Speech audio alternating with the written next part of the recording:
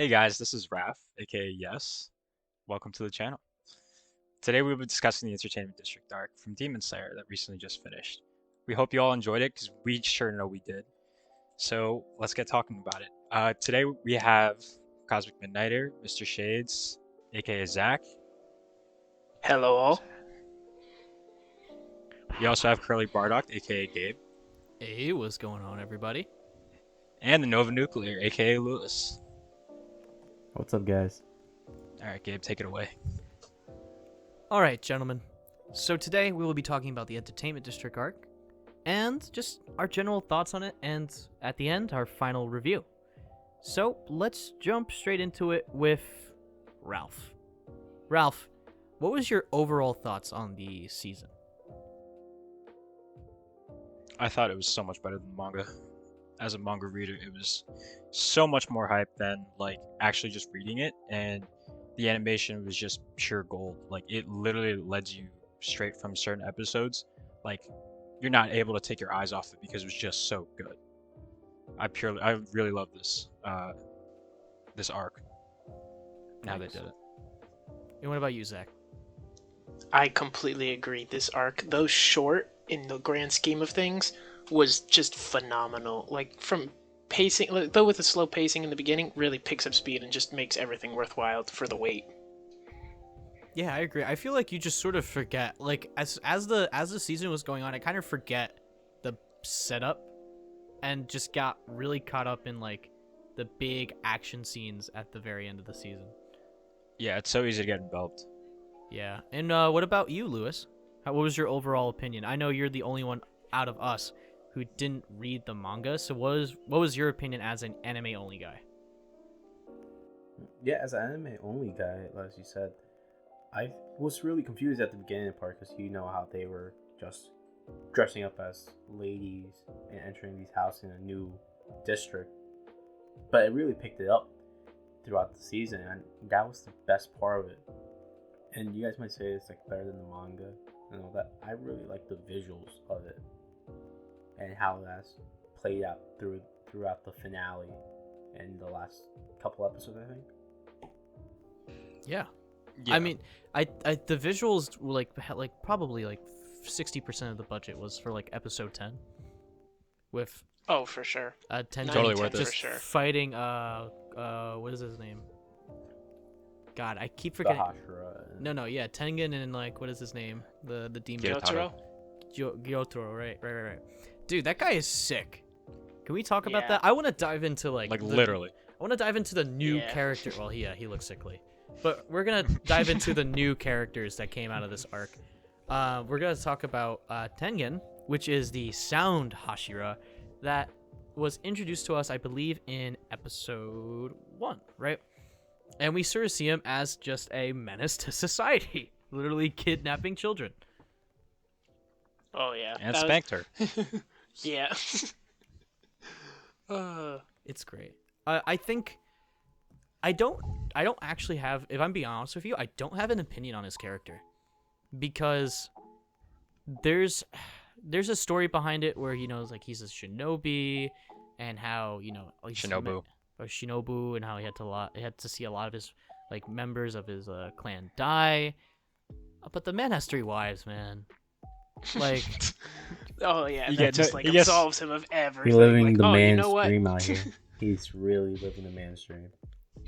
bro, I was with Zenitsu in that one scene. He's like, "Hey, no way, cap." When I first read it, I was like, "Ain't no way, bro." And then at the end, they were all of them were together, and I was just like, "Well, fuck, damn." I was projecting. That's on me. I'm sorry. You just had the long side like fuck. It was true. But with Damn. Tengen, He made it look so easy. we also just get to see, because for those of you that don't know, Tengen's sound breathing technique is actually a derivative of thunder breathing, and it shows. He is probably the fastest Hashira we have seen, period, to this Short point. of. I don't I'm know. pretty sure he's the maybe fastest Rengoku? Hashira. No. But Right? He is no, way no. faster Tengen's than faster. Rengoku. Tengen's faster. Like, Rengoku can speed, but he needs that build up, where Tengen can Fair. just go immediately. Well, Like- that explains it then, like you said, with the lightning technique. It's just that's all they. That's their whole thing is just speed and power in a quick burst, like immediate. Yeah. Yeah, I mean, he was a pretty cool addition. I liked his story, though I didn't feel too personally connected to it. His fight scenes were amazing. Really, I think they were a lot better than Rengoku, which I know Ralph with the Rengoku avatar I'm going to be putting for this video might have a different opinion, but it's just stellar. Even when his arm cut off, this dude was just like, nah, I'm gonna go full strength. I don't give no shits. I have what arm? I don't need it. Not even my arm. That energy is so good. Like him in episode 10, after he goes like all out, like he's just screaming at Gyatro, and it's like he's just going at it, and like he cracks a slight smile on his face, and you just see how much fun, like, or how exhilarating and how excited he is by fighting him. Like, even though he's giving it all he's got, and even though he's like on the brink of death, like, you can still feel that battle spirit, and it's awesome. Yeah, it was definitely a treat to enjoy. Yeah, but besides them, I actually want to talk about the two demons we got introduced. So, funny twist, and this is like, I think this is the first time we've seen it ever, that a upper moon is a set of demons, not just one demon. So we have Daki and we have Gyotaro. What do you guys think about them? Lewis, what do you think about them? I thought it was pretty interesting in how they try to make it like a symbolism type of siblings, similar to what Tanjiro and Nezuko had as their pair of being demon slayers, and it's pretty strange of them seeing them as one, and now we see a new set of demons as siblings to go against them. So it's a brand new concept of what could have been, and how we see Tanjiro and Nezuko, and should we have the same feeling for these new demons with them, because they're basically acting the same way. Yeah. I mean, yeah, I agree. There's definitely a lot of symbolism between them and Tanjiro and Nezuko. And dude, that scene in the end where like they're going towards the afterlife, man, that shit hit home. Like I didn't even like them, and then they just made me cry. Like I don't get it, man. This shit ain't right. It was emotional seeing it. It got even more emotional when Tanjiro came in and even said like stop. Like he like relayed out to them like how he felt for Nezuko, because that's basically what he sees. Like, you guys are a family. You can't be being mad at each other for that. Yeah. He even covers the demon's mouth and all that. Yeah. That seems perfect. Yeah, there's definitely great moments to be had with them, and I like that people on like Instagram and on Twitter, they're like pointing out the similarities between Tanjiro, Guntaro, and like Daki and Nezuko. And it's really sweet because yeah, it sort of shows that like if Tanjiro and Nezuko really took a different path in life, they really could have just became demons, and really could have just became awful people. And it's sort of like a lesson to them to just, you know, be good people and to continue on their right path. I don't know, I think that was sick. Looking at the story in general, we got to see a couple of interesting things. Let's talk a little bit earlier into the series. So, you know, Daki just got ousted as the demon, and Tanjiro's fighting her, and he is trying to give it his all. And we sort of see him in this sort of like state where he's just not breathing. And for some reason, because you're not breathing, it suddenly gives you a power amp, which is so weird. It's so bizarre, but he is just kicking ass. It's very ironic for a breathing technique user. Very ironic.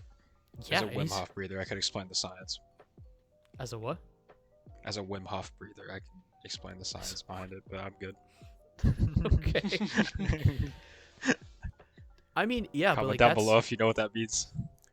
And then there was also something in that scene where he was like trying to talk to her and trying to understand like why would she do this.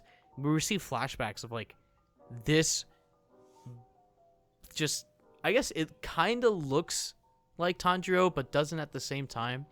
For my manga readers, you already know what this is, but to the people who don't know because they're only watching the anime, it's interesting. AKA me.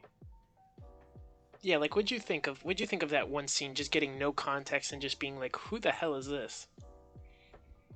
Well, for me as a non-manga reader, it really does look like it does seem like this moves on the floor from like all the context clues, Mm-hmm.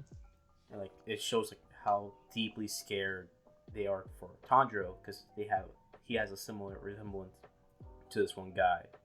So it's probably, and me just like trying to pick it out from the whole thing. It could be just sun breathing, like they mentioned in the beginning, because he keeps referring to these earrings, and then we get what was his name, the Fire Hashira's father.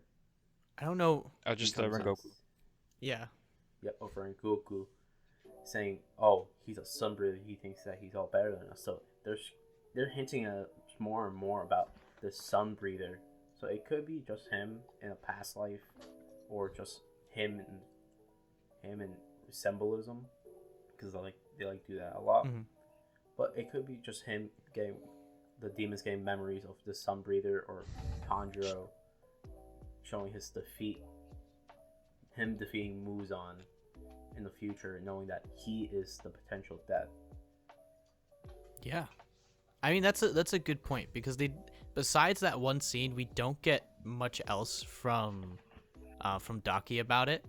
And like you mentioned, they also mentioned sun breathing, and they gave us a little lore into the breathing techniques and how sun breathing is like the origin of it, and how every other breathing technique derives from it, which is cool. It's cool little lore bits, but I don't think at this point that's all it really is right now. It's really interesting though, because in the previous season, like when you're watching only season 1, you start to like they don't explain sun breathing at all. So that means it's like kind of just to other people other than the Rengoku family, it's just a fairy tale. Like it doesn't seem like something a lot of people know. Even Gyu didn't know about it. Tanjiro's sensei didn't know about it either. Like so many of them were just kind of clueless as to what those earrings mean, what the sun breathing is in general. Like nobody really knew that even existed because they assumed that all of the breathing techniques kind of just derive from the 5, the earth, wind, thunder, water, and flame breathing. Like it's assumed through history that they only come from those 5 and that they didn't come from anything else. But now we get to see that it's actually the 5 that's like been basis, they come from actually just the original sun breathing. You get a lot more history that like I feel like I don't know if Lewis felt that, but it felt like for me when I first read that it was kind of like a shock. Like wait, you're introducing something new like that Himokami Kagero didn't just come from like that has history. That didn't just come from nowhere. Yeah. I mean, it's good. It's just good world building and really fleshing out that, like, you know, demon slaying wasn't invented yesterday. It was like passed down through generation after generation. Yeah, and for me, I just saw it as like it was always there. It's just a normal thing that just naturally happened. And them bringing in sun breathing, saying it's the first one that was ever made, basically, was something like, oh, this is something important, and it really sees how this one entity, is it called an entity? Yeah, I guess that's the best way. You could say it You like could that. call it that. Yeah, that just divided into like smaller ones, but like so powerful, and it really does, like you said, brings in the world value and aspects towards the story. Yeah. Another thing I want to reach out to you guys, because, you know, we all love Demon Slayer, but I want to get to know if there's anything you guys felt that was kind of just not vibing with you or just not feeling too great when you were watching this season. I want to start with Zach, because I think Zach brought up something that's important to mention. Well, just parts that I didn't like, or the whole of what the No, series like, was like. What did you feel like? What parts did you feel, or what certain like issues that you had with the season? Well, I had just had one. I mean, the early beginning was like, it was slow to start, but that's really just as like, it's honestly just getting to know Tengen in the like the setting that they're really thrust into. Because prior to that, they've never had any interaction with anything like this, and it's completely new to them. You see it on their faces when you're watching the series, which I wholeheartedly encourage you to go watch it. It's amazing. It's online. Go have fun with it and enjoy it and watch it. But My real gripe, like I can look past the slow introduction. My real gripe is at the end when they tease something and they don't actually give any context to that. That personally, manga reader wise, definitely biased, but that personally really got me mad and pissed. Like, you could, Sure. they could have definitely made everybody really hyped and interested for season 3, as opposed to just letting everybody be like, all right, we finished the season, good job, everybody, done, and then kind of walk off into sunset kind of moment for the season as a whole. And I was just, yeah, I was really annoyed by that. That's my one main gripe with the season. Other than that, everything is just amazing, and I hope they keep doing what they've been doing like this for as long as they can. I agree that a lot of people were like saying on Twitter and on social media that this episode the last episode should have been like 45 minutes long, and they could have done more with the last episode, which I agree to a certain extent, but I feel like no matter how they did it, it would have been fine. I feel like that's just under your preference, you know? Yeah, I agree. I am biased. Manga reader, very like passionate for those specific scenes. And this, but my only gripe with it is it's a 5 minute scene. They literally could have just thrown it in there, and it wouldn't have cost them practically anything. The credits were probably longer than that scene would have been, to be honest. Like, and The it would have thing had that I so would much argue- layer and depth. And Yeah, everybody would have gone ballistic. Okay, fair enough. But The thing that I would argue though is that like they kind of give you the same vibe in season 1 though, when you finally get to see like you got to see the lower moons like all collectively get like meet up with Muzan, and then all of them get killed. Like they didn't want. I guess it could be confusing at like from an anime only fan to see the upper moons join together, and then like you kind of get that it might be confusing to kind of get that same vibe, like a repeat of season 1. So I'd understand why they wanted to differ, because the whole point of I think the whole point of this arc was to be different than to be learned from previous arcs. Like it itself wants to be a learned experience, and it wants to like it doesn't want to shadow what comes next. It doesn't want to like into hype. It wants to celebrate the now and what just happened. Yeah, I guess, but Yeah. if it's like in keeping with what they did so well in the end of season 1, like they basically set up all of Mugen Train and just said, you know what, it's coming. Here's a look. Wait, can't wait until you guys come back for the next season. But they didn't do that in this case. Like that scene that I'm talking about in particular, it sets up so much of the next season as a whole. It just gets you like prepared basically mentally and like anticipation wise, not telling you what's going to happen, but like showing you this is what's to come. Like this is the hype moment. I feel like Zach, this is only a problem for you because you know what's to come. I feel like if people just didn't know, they would not care as much as you. But I think that's a fair point. I do agree. I'm biased. It happens. It happens because we have the knowledge. You also got to remember like the repetitiveness, like Ralph's been saying. Like you got see in other shows, like for example, The Flash. If they keep doing the same ending or like doing the same type of theme, like they keep doing a speedster as a villain, it gets The same formula. Yeah. I don't think you should compare the CW to a multi-million-dollar no, anime. Oh no, But they are way more I meticulous agree. with their I- production. By, like, Hold on. I agree repetitiveness. that it. I meant like the repetitiveness. Yeah. That's the only analogy I had for that in this certain time. But Sure. But if you keep repeating the same thing, it gets like pretty dull. So I see why they want to cut that out. Plus, and the only thing I see as a flaw of the season is not only the ending, because that finale could have been split up in half. Literally, the backstory of the demons could have been in last episode during the fight, and half the last parts of the fight could be at the ending, and see having that moment with Tanjiro. But I honestly, besides that, I see no flaws to the season. I love this season, and I think that's what they were banking on, that people will love this season more. That keeps up the hype for the next season, and they didn't need to have that cliffhanger thing or have this popping up in the third season, because I think they just want to keep it to us a surprise to the anime watchers. Yeah, I mean, I think.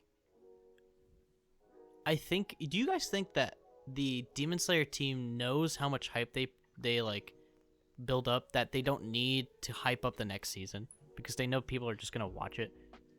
To be honest, I don't think that was I the definitely point. think So they're aware of it. Lutely. Sure.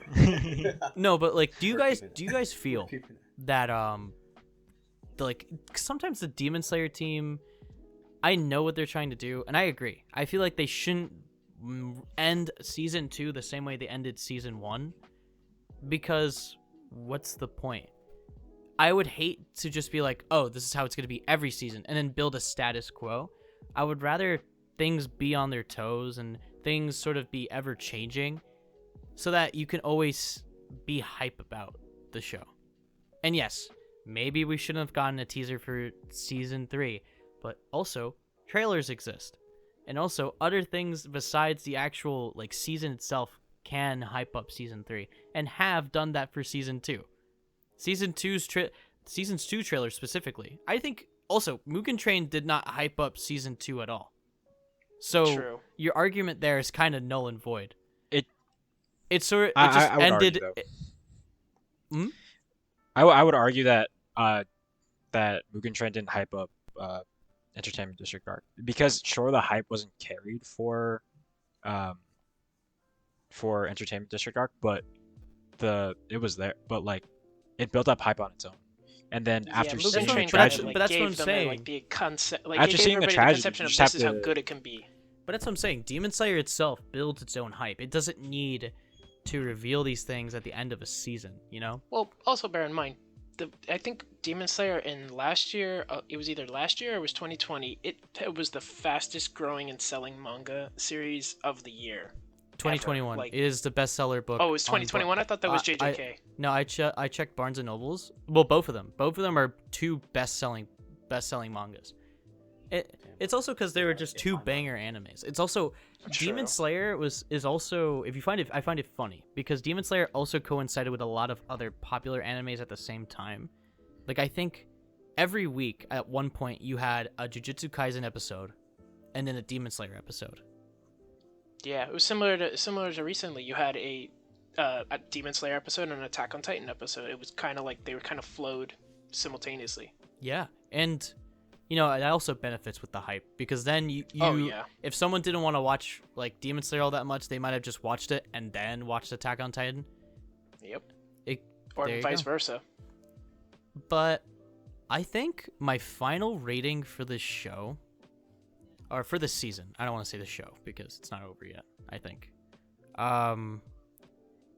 My final rating for this season, I'm going to give it, like, just as the season itself, I'm going to give it a solid 7 out of 10. This is really good.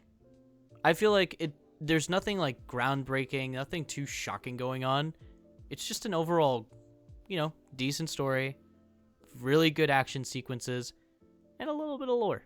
Everything you would want in an anime season. How could you? How dare you? How dare I? How dare you? Yeah. Daring me? How dare you? Yeah. I honestly see this as one of like their best seasons. And even though they have like 3 seasons You have only, 2 seasons in a movie. I think they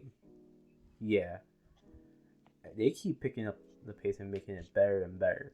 So from what I'm seeing from this season, I think they have a good 9 out of 10. 9 out of 10. Okay. That's a high bar It to start- clear. It did start off slowly in the beginning, and I could have rated this way lower, like you did, Gabe. But that middle part and up really picked it up and picked up the slack, and I think it perfected the story. Perfect. What about you, Ralph? What's your like overall review of season 2? I'd probably give it a 9 out of 10, like probably 9.5. I've my really God. enjoyed this season, and like the thing that I wanted to argue earlier was that the difference between this season and previous seasons or like previous arcs is that like the vibe is totally different. Like you finally get like it doesn't seem like as much impact for an anime only fan, but like it's because it's like a happy ending, sort of like quotation. It's a happy ending for the Demon Slayers. Like they finally get their first win. They killed an upper moon. Their Hashira is still alive. Like it's finally something good. you discover sun breathing. They Like were- there's so much good that happened in the season that They were that also about to kill Hashira too. They were really debating. yeah, like they kind of carried that into posters and everything too. Like they really carried that on. But like you finally get to have a happy like again quotation happy ending, and like Yeah. it's about the culmination of the series. Like what Lewis said, like the build up, like it didn't take it wasn't a miracle that they were this good this season. It took grappling steps, like took them building up, like just finding their way to like how great this season was. So I do give it a really high rating. I'd probably give it like 9.5. Damn, man. Am I just too mean to this show? Damn. No, because I'm Yeah. pretty much on your same basis. Like, I'd give this a 7.5. Well, I have 2 gripes with it. One, Nah, Ralph, we're getting out. We're Okay, getting so out you have here. to. We So don't no, you. understand But you. the show. So it was what? They It don't was. understand the It was show. the two it was gripes. the It ending. was. It was the ending, and just that I know that this is not all there is. Like, Okay, I okay. can't in good Yes. conscience rate Yes, this as yes, a 9 yes, because yes. I know that's better to cut. Yes, being yes, biased. manga reader. So those are your Okay, gripes. hey, foreknowledge is a painful mistress. It doesn't help. So I'm just biased from that perspective. So that's the only. I would probably, short of the end credit Okay, thing. so Think of but it as my an question. anime guys- it would only give though. probably your So my guys. question is, because I say review this. What is your review on this season alone, without thinking about what's Oh. happening into the future? That's what I did. Okay, I rated this a then- 7 out of 10 just on this season alone. Then I'd probably give it an 8, and not be hyped about it because of the end credit scene, because that's solely within that Okay. portion of the story. All right, man. Definitely a fair 8 then in that case. Sweet. Yeah, I think this, at worst, it is a unoffensively good piece of anime, and at best, it is Besides the the beginning. best season of Demon Slayer people will ever experience. So yeah, ladies and gentlemen, thank you so much for watching this video. Don't forget to like, comment, share, and subscribe. And yeah, that's going to be it for our Demon Slayer Kimetsu no Yaiba Season 2 review. Is there anything else you guys want to say before we wrap up, boys? Yes. Oh, Yes. oh my! I've seen to have wrapped up too early. That was it. Yes. No, Oh, yeah. fucking we kind of dickheads. hit the nail on the head with that one. Dickheads. All right, ladies and gentlemen, take care of yourselves. Enjoy the rest of your week. Please watch Demon Slayer, read the manga, do whatever you gotta do, and we'll see you all next time. Take care, everybody. Bye. Bye all. Bye.